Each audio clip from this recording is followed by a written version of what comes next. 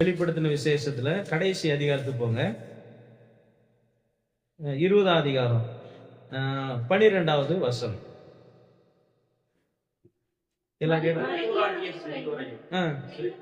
தேவனுக்கு முன்பாக நின்று கண்டேன். அப்பொழுது புஸ்தகங்கள் திறக்கப்பட்டன. ஜீவ புஸ்தகம் திறக்கப்பட்டது. அப்பொழுது அந்த புஸ்தகங்களில் எழுதப்பட்டவர்களின்படியே மரித்தோர் தங்கள் தங்கள் கிரியைக்கு தக்கதாக நியாய தீர்ப்படைந்தார்கள். அதே வெளிப்படுத்தின விசேஷம் 7ஆம் அதிகாரம் 9வது வசனம். இவைகளுக்கு பின்பு நான் பார்த்தபோது இதோ சகல ஜாதிகளிலும் கோத்திரங்களிலும் ஜனங்களிலும் பாசைக்காரர்களிலும் இருந்து வந்ததும் ஒருவனும் எண்ணக்கூடாததுமான கூட்டமாகிய ஜனங்கள் வெள்ளை அங்கிகளை தரித்து தங்கள் கைகளில் குருத்தோலைகளை பிடித்து சிங்காசனத்துக்கு முன்பாகவும் ஆட்டு இப்ப பரலோகத்துக்கு போனவங்க அவங்களுடைய அதான் ஆண்டவர் சொன்னாரு, அவர்கள் பரலோகத்தில் இருக்கிற தேவ தூதரை போல என்ன செய்வாங்க இருப்பாங்கன்னு சொல்லி இருக்கு. ஆனா நரகத்துக்கு முன்னாடி தண்டனைக்கு முன்னாடி நிக்கிறவங்க சின்ன வயசும் எல்லாம் வயசு காட்டுது. ஆனா பரலோகத்துல வயசு என்ன செய்யல. பரலோகத்துல சிறுவர்கள் இருப்பாங்க, பெரியவங்க அப்படின்னு சொல்லி எழுதப்படலை. எல்லாரும் இப்படிதான் ஒரே சமம். அதுதான் வித்தியாசம். நரகத்துல அப்படி கிடையாது. அவங்க என்ன வயசோ அந்த வயசுல என்ன செய்யறாங்க, அந்த வேதனைகளை அனுபவிக்கிறாங்க. அதனாலதான் இந்த சிறு பிள்ளைகளுக்காக நம்ம குடும்பத்திற்கு எல்லாருக்கும் நம்ம என்ன செய்யணும், நாங்க பிள்ளைகள் எங்க பிள்ளைகள் குடிகாரம் பிள்ளைங்க தான், எந்த தப்பு பண்றது இல்லை. ஆனாலும் நாங்க என்ன செய்யறோம், அந்த பிள்ளைகளுக்கு ஜோம் பண்றோம், கடிந்து கொள்றோம், அழுகிறோம். ஏன்னா நம்ம பிள்ளைகள் எங்க வரணும், பரலோகத்துக்கு வரணும். நம்ம பெத்து வளர்த்து கடைசியில நரகத்துக்கு என்ன செய்யக்கூடாது. அதுக்காக வேண்டிய ஆண்டவர் நமக்கு பிள்ளைகளை கொடுக்கவே கிடையாது. நம்ம பிள்ளைகளை கொடுத்தது எதுக்காக, பரலோகத்துக்காக. அதனால முடிஞ்ச வரைக்கும் நம்ம பரலோகத்துக்காக நம்முடைய பிள்ளைகளை பிரயாசப்படணும். சின்ன பிள்ளைகளா இருந்தாலும் பெரிய பிள்ளைகளா இருந்தாலும் அந்த பிள்ளைகளுக்கு ஊட்டி வளர்க்கணும். எதை ஊட்டி வளர்க்கணும், பரலோகம். பரலோகம் என்ன செய்யணும், நம்ம அந்த பூமிக்கு சொந்தக்காரங்கள்ல நம்ம நீங்க படிக்கணும், படிப்பு முக்கியம் தான். ஆனால் நம்ம எங்க போகணும், பரலோகம் போகணும். நம்ம படிச்சு வேலைக்கு போகணும், வேலை முக்கியம் தான். ஆனால் நம்ம எங்க போகணும், பரலோகம். பூமியில சம்பாதிக்கணும், சம்பாத்தியம் முக்கியம் தான். ஆனாலும் எங்க போகணும். அப்ப பரலோகமே போகாத எதுவுமே ஆண்டவருக்கு முன்னாடி வேஸ்ட். அதுக்கு தான் முயற்சி பண்ணி பிரயாசப்பட்ட ஆண்டவரே பரலோகம் பரலோகம் பரலோகம்னு என்ன செய்யணும், அதுக்கு தான் நம்மளை ஆண்டவர் அழைத்திருக்கிறார். ஆமென், அல்லேலூயா. இதுக்காக நீங்க என்ன செய்யுங்க, ஜெபம் பண்ணிக்கணும். சரி, அப்ப நம்ம சிறு பிள்ளைகள், பெரியோர், சுயாதீனர், அடிமைகள் எல்லாரும் ஆண்டவருக்கு முன்னாடி என்ன செய்வாங்க, குற்றவாளியா நிற்பாங்க.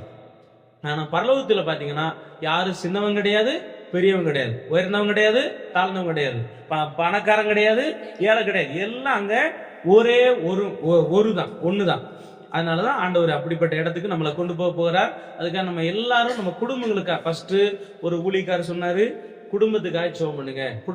குடும்பத்தை சிதைக்கும்படி கடைசி காலத்துல பிசாசு சில ஆவிகளை அனுப்புகிறான். 2வது வாலிப பிள்ளைகளை, அப்புறம் குடும்பத்தில் இருக்கிற ஆண்கள் பெண்கள் எல்லாரையும் என்ன செய்யறான், யுத்தம் பண்றான்னு சொல்லி ஒரு ஊழியக்காரர் செவ குறிப்பெல்லாம் என்ன செஞ்சாரு, அனுப்பியிருந்தார். அதனால முடிந்த வரைக்கும் நம்ம என்ன செய்வோம், ஜெபம் பண்ணுவோம். கர்த்தர் நமக்கு உதவி செய்வாராக. சரி, இந்த முதல் வருஷத்துல முதல் வாரத்துல ஆண்டவர் சமூகத்தில் இருக்கிறோம். சில வார்த்தை வசனங்களை நம்ம கேட்போம். அப்படியே கண்களை மூடி, ஆண்டவரே என்னோடு கூட நீங்க பேசுங்க, உங்களுடைய நாமத்தை மகிமைப்படுத்துங்க, எங்களை தாழ்த்துகிறோம். இயேசு நாம் ஜெபிக்கிறோம், நல்ல பிதாவே. ஆம், மார்க் 13ஆம் அதிகாரம் 33ஆம் வசனத்தை எடுத்து வைத்துக் கொள்ளுங்கள். எபேசியர் 5ஆம் அதிகாரம் 16வது வசனத்தை எடுத்து வச்சுக்கோங்க. மார்க் 13:33, எபேசியர் 5:16. இந்த 2 வசனமும் ஒரு காரியத்தை உறுதிப்படும்.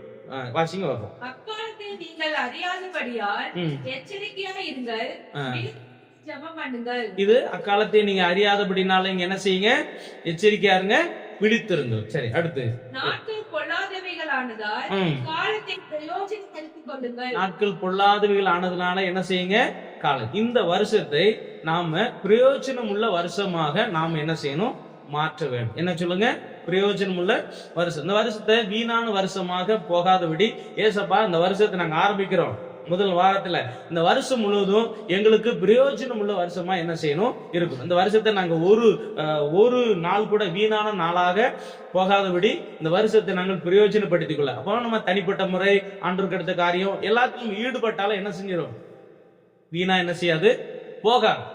போகாது. ஆமென். அல்லேலூயா. அப்ப என்னென்னலாம் செய்யணும் அப்படின்னு சொல்லிட்டு நம்ம இந்த வருஷத்துல ஆண்டவரிடத்துல ஆலோசனை கேட்கிறோம்.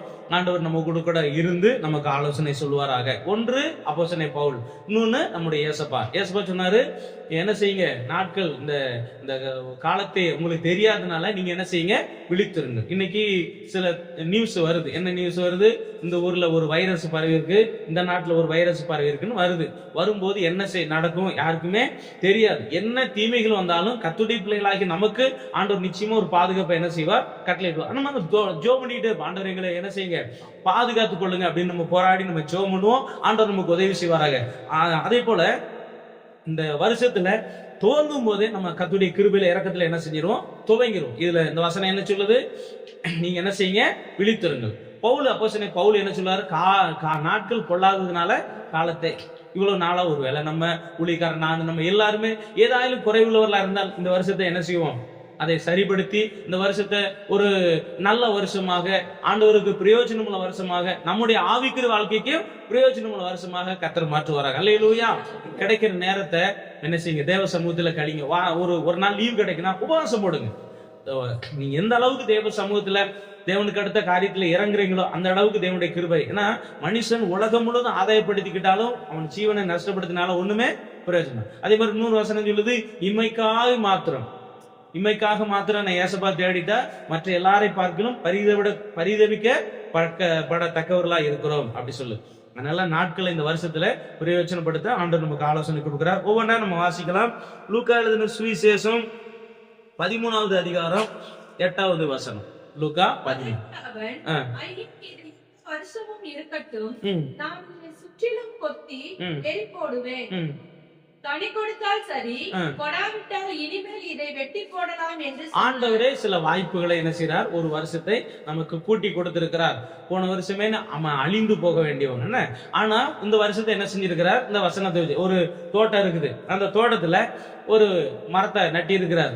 3 வருஷம் வர்றாரு, என்ன செய்யல, ஒரு வருஷம் வராரு, பாக்குறாரு கனி இல்ல, சரி போட்டு ரைட்டு, இந்த வருஷம் அடுத்த வருஷம் பாக்க, அடுத்த வருஷம் வராரு, பாக்குறாரு கனி இல்ல, என்னடா கனி இல்ல, சரி 3வது வருஷம் வராரு, 3வது வருஷம் என்ன செய்யல, கனி இல்ல. அப்புறம் தோட்டத்துல அங்க இருக்கிற அவங்களை கூப்பிட்டு சொல்றாரு, வேண்டாம்ப்பா, இது என்ன செய்யுது, இந்த வெட்டி போடு, இது 2க்கு தீமை செய்யுது. ஒண்ணு நிலத்தையும் கெடுக்குது, கனி என்ன செய்ய மாட்டேங்குது, கொடுக்க மாட்டேங்குது. இது போல வேற ஏதாவது என்ன செய்யலாம், வைக்கலாம் அப்படின்னு சொல்லி. அப்ப அந்த தோட்டத்துக்காரர் சொல்றாரு, என்ன சொல்றாரு, ஐயா என்ன செய்யுங்க, இந்த 1 வருஷம் பொறுத்துக்கோங்க, இந்த 1 வருஷம் நான் கொஞ்சம் என்ன செய்யறேன், சுத்திலும் கொத்தி எரு என்ன உரம் எல்லாம் போடுறேன், எப்படி ஆயிலும் கனி கொடுக்கணும்.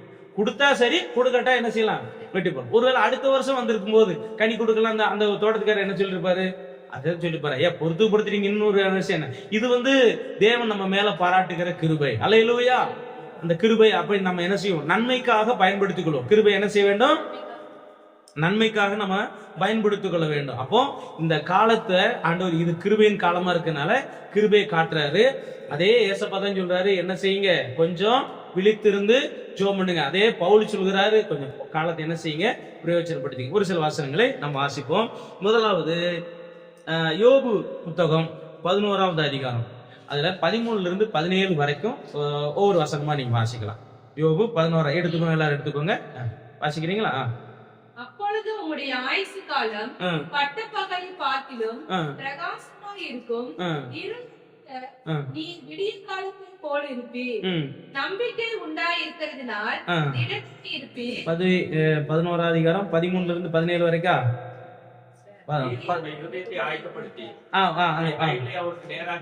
ஒன்னு ஒன்னா வாசிங்க. உங்களுடைய இருதயத்தை ஆயத்தப்படுத்தும். அடுத்து நேராக என்ன செய்யுங்க, விரிங்க. அடுத்து தூரத்தில் அகற்றிவிட்டு கூடாரங்களில் இருக்க ஒட்டாதிரும். அப்பொழுது உம்முடைய முகத்தை மாசில்லாமல் ஏறெடுத்து பயப்படாமல் திடம் கொண்டிருப்பீர். அப்போ இருதயத்தை ஆயத்தப்படுத்துகிற சொல்லுறாரு, அக்கிரமத்தையும் அநியாயத்தையும் நீக்கு. நமக்கு ஒரு வருஷத்தை ஆண்டவர் கூட்டி கொடுக்கிறார். அந்த வருஷம் நன்மையான வருஷமா இருக்கணும் அப்படின்னா யோபு சொல்லுறார், யோபு அவருடைய நண்பர் சொல்றாங்க, உமக்கு ஒரு வருஷம் என்ன செய்யணும், இந்த ஆயுசு நாட்கள் உமக்கு கூட்டி வேணும்னா நீர் என்ன செய்யும், ஒரு 3 காரியத்தை செய்யும். என்ன சொல்றாரு, இருதயத்தை ஆயத்தப்படுத்தும், அநியாயத்தை எடுத்து போடும், அக்கிரமத்தை என்ன செய்யணும். இந்த 3 செஞ்சு தீர்னா உம்முடைய ஆயுசு நாட்கள் என்ன செய்யும், அதிகரிக்கும். அல்லேலூயா, அல்லேலூயா. ஆண்டவரே இதை வாசிக்கும் போது நம்ம என்ன செய்யறோம்? ஜெபம், ஆண்டவரே எங்கள் இருதயத்தை ஆயத்தப்படுத்தும். இருதயம் எதுக்காக ஆயத்தமாகணும்னா பல காரணம். ஒன்று, தெய்வம் வாசம் பண்ணணும். யார் வாசம் பண்ணணும்? தெய்வம் என்ன செய்யணும்? வாசம். நம்ம இருதயம் இருக்கு இல்லையா, இந்த இருதயத்துல தெய்வம் வாசம் பண்ணலாம். வேறு எது வேணாலும் என்ன செய்யலாம்? வாசம் பண்ணலாம். அது நம்முடைய கையில என்ன செய்யுது? இருக்கு. யார் கையில இருக்கு சொல்லுங்க? சொல்லுங்க, யார் கையில இருக்கு? இப்ப நமக்குள்ள நம்முடைய இருதயத்துல ஏசப்பா இருக்கிறாரா, வேறு வேறு ஏதாவது இருக்கிறா அப்படின்னா நமக்கும் கர்த்தருக்கு மட்டும்தான் என்ன செய்யும்? தெரியும். அப்போ இந்த வேத வசனத்தை சொல்லுது, உம்முடைய இருதயத்தை ஆயத்தப்படுத்தும். என் இருதயத்துக்குள்ள என் கர்த்தர் என்ன செய்யணும்? என் தெய்வம் என்ன செய்யணும்? என் தெய்வம் இருக்கணும், என் கர்த்தர் எனக்குள்ள இருக்கணும். ரெண்டாவது, அவருடைய கிருபைகள், அவருக்கு அடுத்து எல்லா காரியமும் என் இருதயத்தை ஆலோசி. இப்ப இருதயம் சரியில்லை அப்படின்னா அவ்வளவுதான், எல்லாமே மனுஷ வாழ்க்கை போச்சு. அப்போ யோபு நண்பர்கள் சொல்றாங்க, உங்க இருதயத்தை ஆயத்தப்படும். உமக்கு ஆயுசு நாட்கள் வேணும்னா உன் இருதயத்தை என்ன செய்யும்? ஆயத்தப்படுத்தும். அங்க கர்த்தர் குடியிருக்கணும். இருதயமானது திருக்குள்ளதும் மகா கேடுள்ளதும் பொல்லாங்கு நிறைந்ததும் இப்படி வரிசையை சொல்லுது. அப்போ இந்த எபிரேயர் வாசிக்கும் போது, தேவனை விட்டு வழிவேறதுக்கு ஏதுவான பொல்லாத இருதயம் உங்களுக்குள்ள இருக்கக்கூடாது.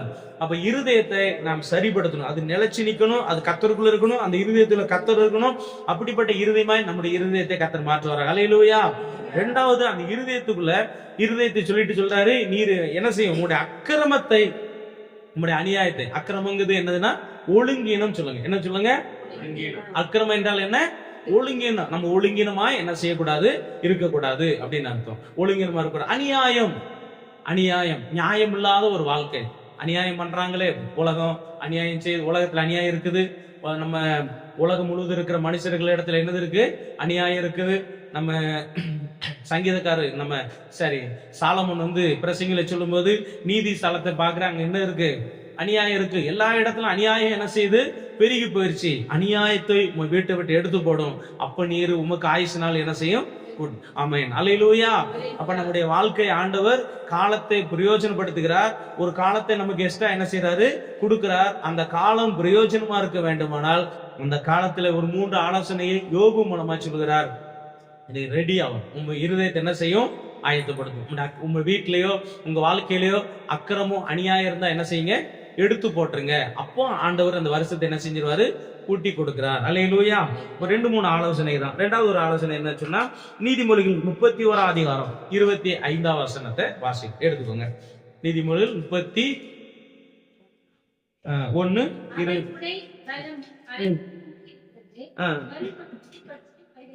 வருங்காலத்தை பற்றி என்ன செய்கிறார்?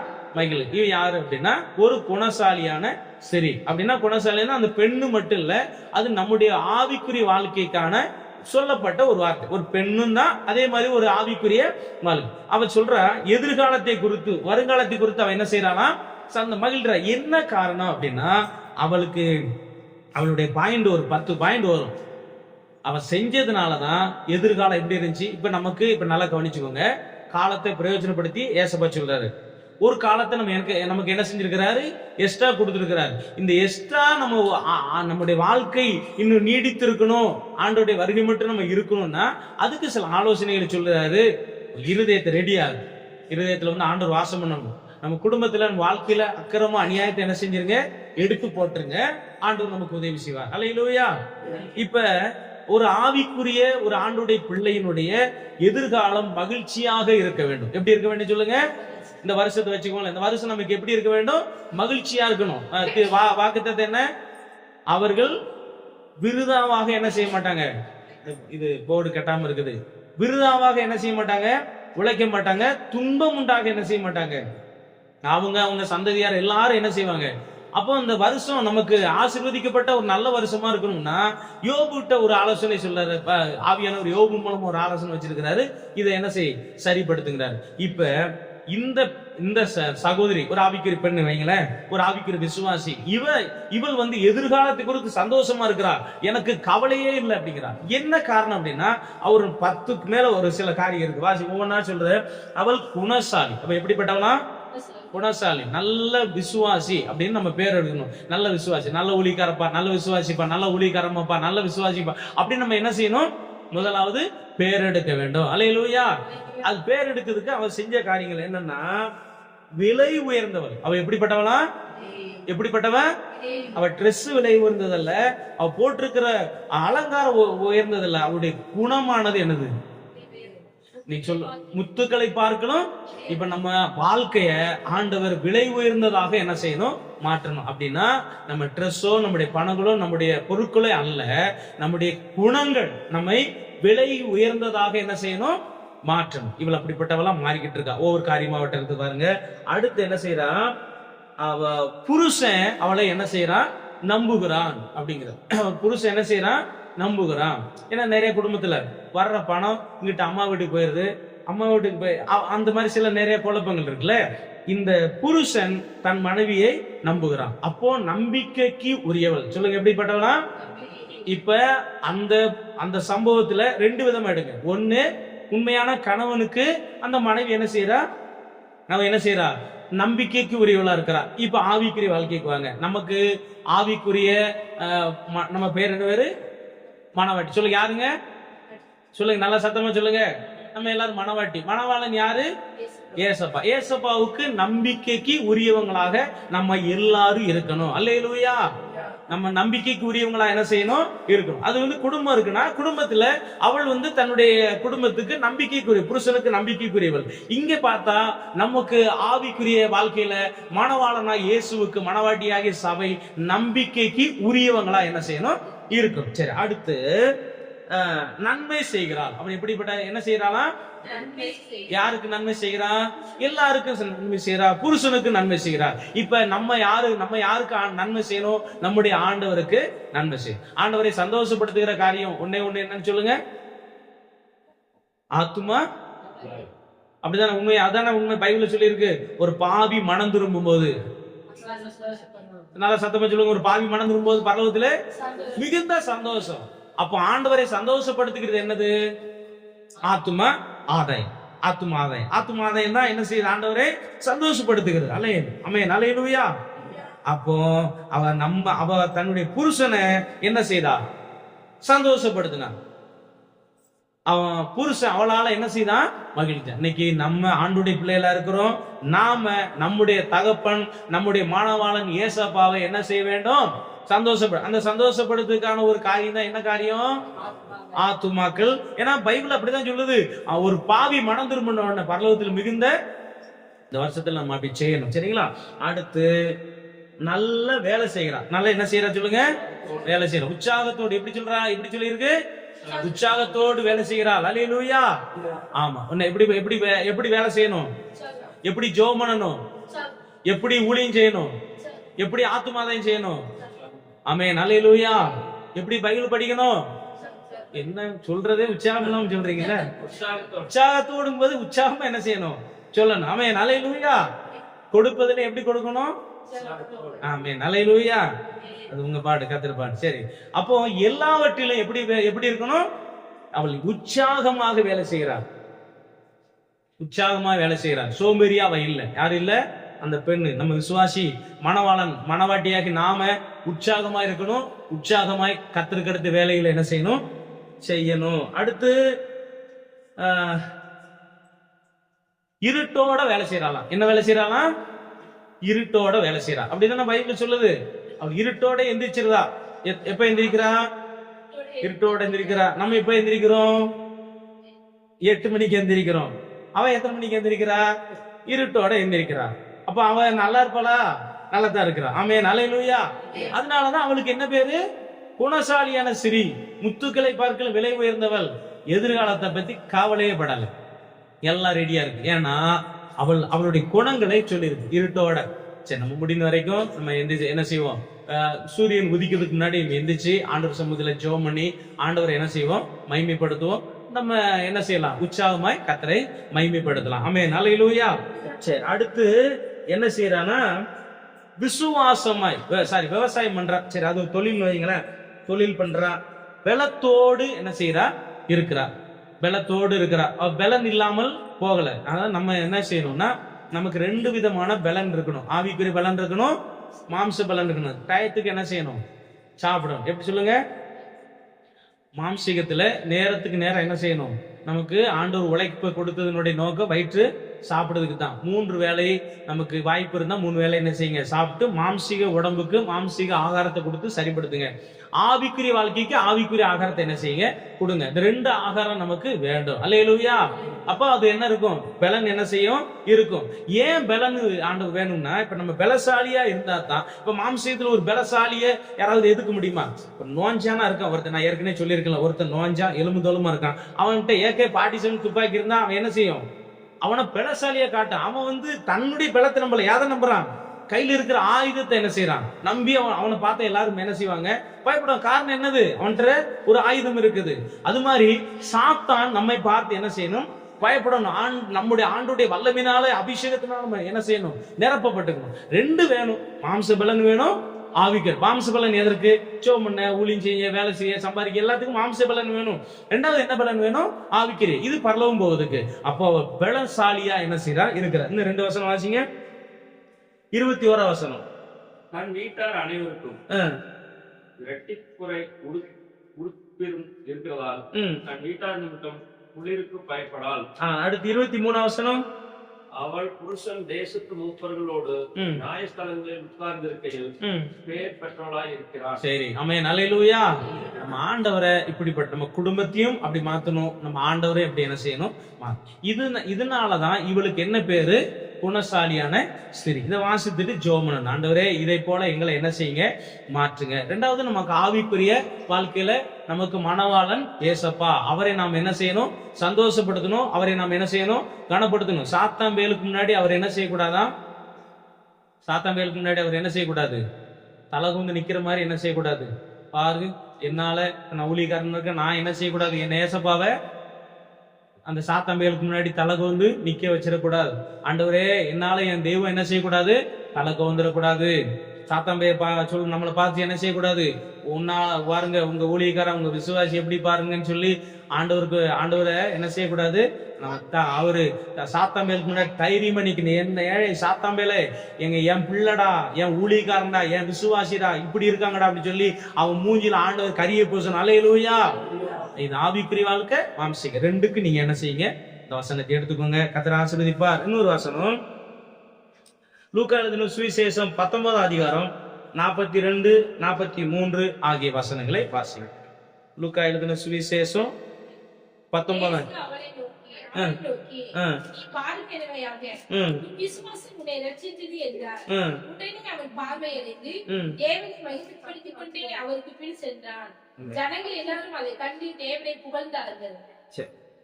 இப்ப இங்க லூக்கா 19 அதிகாரம் உனக்கு கிடைத்த இந்த நாள் உன் சமாதானத்துக்கு ஏற்றவைகளை நீ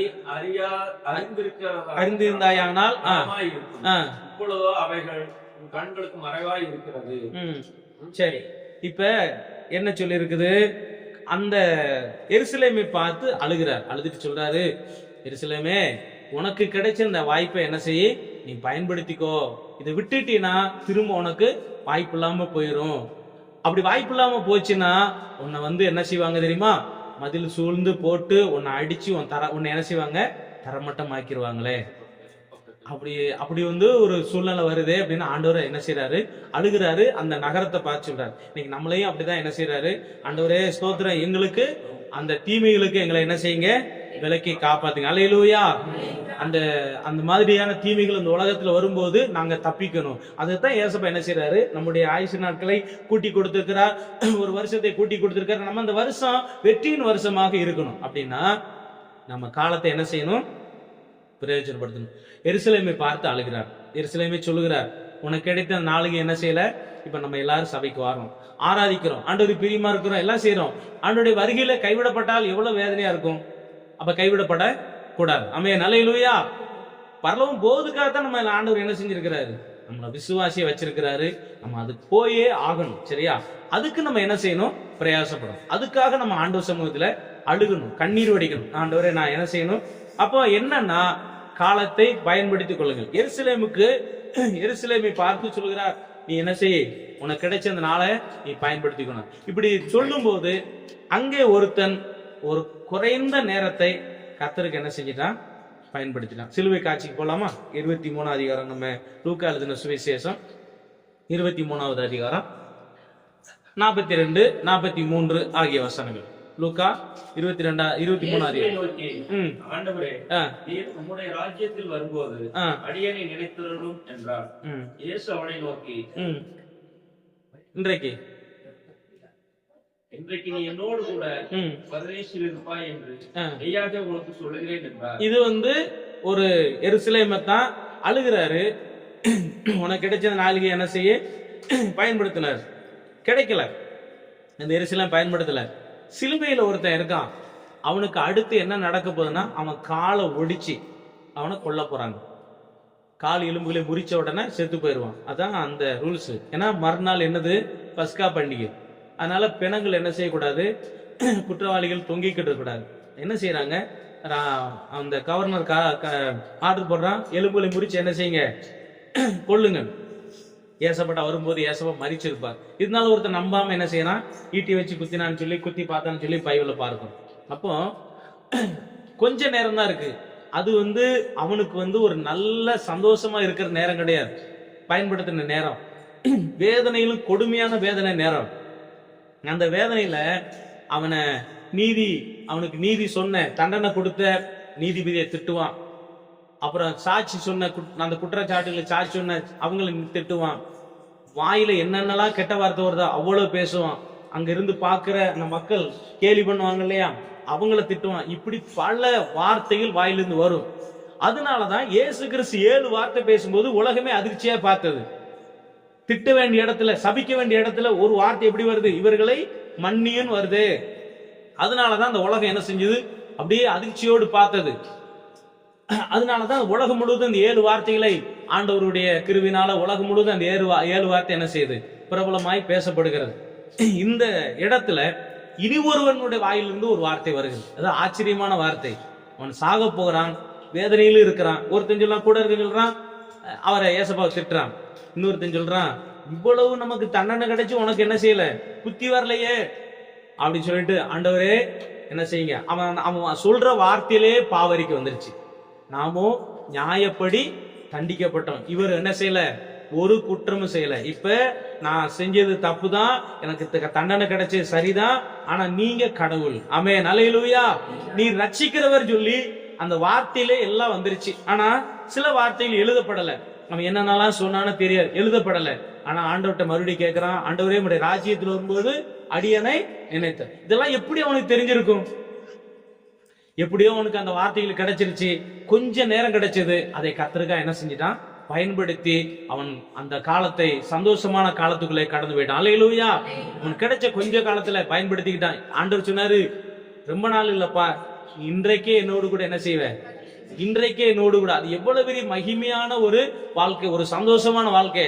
அந்த வாழ்க்கையை ஏசப்பா என்ன செய்தார், அவனுக்கு கொடுத்தார். இன்றைக்கு நமக்கும் அந்த கிருபையை, அந்த மேன்மையை கர்த்தர் கொடுப்பார். அல்லேலூயா.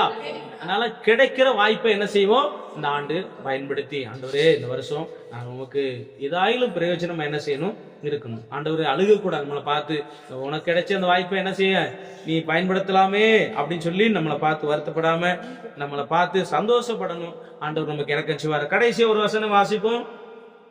மத்தேயு 25வது அதிகாரம் எடுத்து வச்சுக்கோ. 25 அதிகாரம் மத்தேயு 25 எடுத்துக்கோங்க. அதுல ஒவ்வொரு வசனமா நம்ம வாசிக்க போறோம்.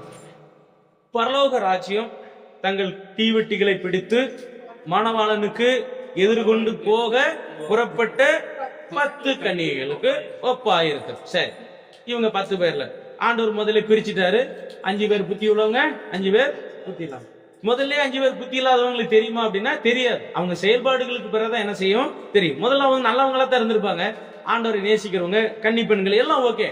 ஆனா புத்தி உள்ளவங்க, புத்தி இல்லாதவங்களுக்கு என்ன செய்ய வேண்டியிருக்கு, அவங்க பிரிகிற சூழ்நிலை வந்துருச்சு. அதுக்கு காரணம் என்னன்னா அவங்களுடைய செயல்பாடுகள். அவங்க செயல்பாடு எப்படி இருந்துச்சுன்னா, ஒரு கூட்டம் ஆயத்தமா இருந்தது, வஸ்திரம் இருந்தது, பாத்திரம் இருந்தது, எண்ணெய் இருந்தது, ஒரே சிந்தனை இருந்தது. அவர்கள் யாகம் செய்தார்கள். என்ன செஞ்சாங்க சொல்லுங்க? ஒரு 5-6 காரியம். அது ஒரு முழு பிரசங்கம் தான், ஆனா ஒரு சுருக்கமா சொல்ல. ஒன்று, அவங்க ஆயத்தமா என்ன செஞ்சாங்க இருந்தாங்க. ஆயத்த ஏச வருவாரு, மணவாளன் வரப்போறார், ரெடியா என்ன செய்யணும் இருக்கணும்னு ஆயத்தமா இருந்தாங்க. அப்புறம் அவங்க வஸ்திரம், என்ன வஸ்திரம், என்ன வஸ்திரம், கல்யாணத்துக்கு போனோம்னா என்ன வஸ்திரம் வேணும்? கல்யாண வஸ்திரம் வேணும்.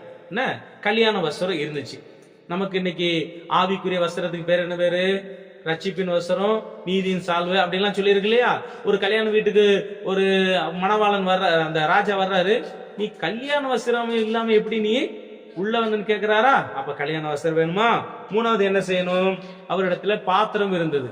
இதெல்லாம் சோம்பேறித்தனம். பாத்திரம் இல்லாத என்னது? பார்த்துக்கிடுவோம், அதை தூக்கிட்டு போறதுக்கு ஒரு சோம்பேறி. இன்னைக்கு நிறைய இடத்துல பைபிள் என்ன செய்யறது இல்ல, தூக்கிட்டு வர்றது இல்ல. பைபிளை சமக்குதே ஒரு என்ன செய்யுது? ஒரு சோம்பேறியா இருக்குது. எங்களை போலவங்களும் நிறைய பேர் பைபிள் இல்லாம தான், என்னைக்கா ஒரு நாளைக்கு தான் பைபிள் எல்லாம் போவேன். அதுவே பெரிய சங்கடமா இருக்கும். எப்ப பார்த்தாலும் பேக்கோட தான் போறதுக்கு காரணம், பேக்கில் இப்ப என்னது இருக்கும்? பைபிள். முடிந்த வரைக்கும் பைபிள் இல்லாம எங்கேயும் என்ன செய்யறது இல்ல, போறது. சும்மா ஒரு இடத்துக்கு ஒரு அவசரமா போயிட்டு வர்றதுனால என்ன செஞ்சிடணும்? பைபிள் எல்லாம் பைபிள் எல்லாம் போயிட்டா ரொம்ப சங்கடமா இருக்கும். இது எங்க பாஸ்டே எங்களுக்கு என்ன செய்யறாரு, கற்றுக் கொடுத்தார். பைபிள் இல்லாம எங்க என்ன செய்யக்கூடாது, எங்க போனாலும் பைபிளோட என்ன செய்யணும்? ஊழியக்காரனுக்கு என்ன வேணும்? பைபிள் வேணும். அதை விசுவாசியா இருக்கும்போதே சொல்லி கொடுத்தாரு. அதனால பைபிளை சுமக்கிறதுக்கு ஒரு கஷ்டம், இவங்க பாத்திரத்தை கொண்டு வர்றதுக்கு கஷ்டம். இதை சுமந்துட்டு போவா அப்படின்னு சொல்லிட்டு சோம்பேறிப்பட்டிருக்கலாம். பாத்திரம் இழந்துட்டாங்க. இவங்க பாத்திரத்தை கொண்டு வந்தாங்க. அப்புறம் பாத்திரத்தில் என்ன இருக்கணும்? எண்ணெய் இருக்கணும். எண்ணெயும் இருந்துச்சு. ஒரு கூட்டத்துக்கு என்ன செய்யல, பாத்திரமும் இல்ல. பாத்திரம் இல்லைன்னா எண்ணெய் இருக்காதுல, எண்ணெயும் இல்லை. அடுத்து ஒரே சிந்தனையா இருந்தாங்க. யாரு? இந்த மணவாளனும் மணவாட்டியா மாறி உள்ள போனவங்களுக்கு ஒரே சிந்தனை. என்ன சிந்தனையா இருந்துச்சு? மணவாளன் வருவாரு, போகிறோம். மணவாளன் வருவாரு. அந்த ஒரு மனதோட அந்த சிந்தனை பூரா அங்கேயே இருந்துச்சு. ஆமென், அல்லேலூயா, அல்லேலூயா. மணவாளனை குறித்து ஒரே சிந்தனை. நீங்க ஆண்டவர் பைபிள் சொல்லுது, நீங்கள் ஏக சிந்தையா இருங்க. என்ன சிந்தை சொல்லுங்க? ஏக சிந்தை, ஒரே சிந்தையா இருங்கள். அப்புறம் பிலிப்பியர்ல வாசிக்கும் போது, பிலிப்பியர்ல என்ன சொல்றாரு? பிலிப்பியர்ல கிறிஸ்து இயேசுவுக்குள் இருந்த சிந்தையே உங்களில் இருக்க கிடக்கு. ஒரே சிந்தனை, ஒரே சிந்தனை. அப்படி இருங்க. இப்ப நம்ம எல்லாரும் நீங்க வேலை செய்யணும், சம்பாதிக்க, எல்லாம் செய்யணும். நம்ம சிந்தனை பூரா எங்க இருக்கணும்? பரலோகம், ரகசியம் இருக்கு. சொல்லுங்க, பரலோகம், ரகசியம் இருக்கு. பரலோகம், ரகசியம் இருக்கு. பரலோகம், இந்த சிந்தனையோட நம்ம இருக்கணும். நைட்ல படுக்கும் போது சொல்லிட்டு படுத்தணும், ஆண்டவரே நைட்ல வந்தா என்ன செய்யுங்க, கொண்டு போயிருங்க, ஏன்னா நான் தூங்கிட்டு இருக்கேன், எனக்கு தெரியாது, அப்படி சொல்லிட்டு படுக்கணும். காலையில் எந்திரிச்சோன்னு ஏசப்பா இந்த பகல் முழுதும் நான் வேலை செய்யலாம், ஏதாவது போவேன், என்ன செய்யுங்க, உங்களுடைய வருகை பகல்ல இருந்தா எடுத்துக்கோங்க, அதுக்கு என்ன தகுதிப்படுத்துங்க அப்படின்னு நம்ம சொல்லி எப்பொழுதும் என்ன செய்ய வேண்டும்? இவங்க மாணவாளன் சொல்லிட்டாரு, வரப்போறாரு. அவங்க சிந்தனை ஃபுல்லா என்னது? மாணவாளன் மேல இருந்துச்சு. ரெண்டாவது, அவங்க தியாகம் செய்தாங்க. என்ன தியாகம் பண்ணிருப்பாங்க? படுத்திருப்பாங்க, ஆனா தூங்கி இருக்க மாட்டாங்க. என்ன செஞ்சிருக்க மாட்டாங்க? தூங்கி இருக்க மாட்டாங்க. அந்த மறுபடியும் ஒரு 5 பேரு கொரட்டை விட்டு என்ன செய்யுது? தூங்குது, சோம்பேறியா இருக்குது, எதையும் கண்டுக்கிடல. சொல்லிக்கிட்டு இருக்காரு, போங்கயா அப்படின்னு சொல்லிட்டு இருந்தாங்க. இவங்க 5 பேரும் ஒரே சிந்தனையா இருந்தாங்க. அப்படியே ஆயத்தம் என்ன செய்யறாங்க? தூங்கல, எப்போ வருவார், எப்போ வருவார், எப்போ, ஏன் வரேன்னு சொல்லிட்டாரு, எப்போ வருவார், எப்போ வருவார், எப்போ வருவார். திடீர்னு சொல்லி என்ன செய்யுது? மணவாளன் வந்து வருகிறார், எதிர்கொண்டு போக புறப்படுங்கள். அவ்வளவுதான், ரெடி ஆயிட்டாங்க. ஆமென், அல்லேலூயா.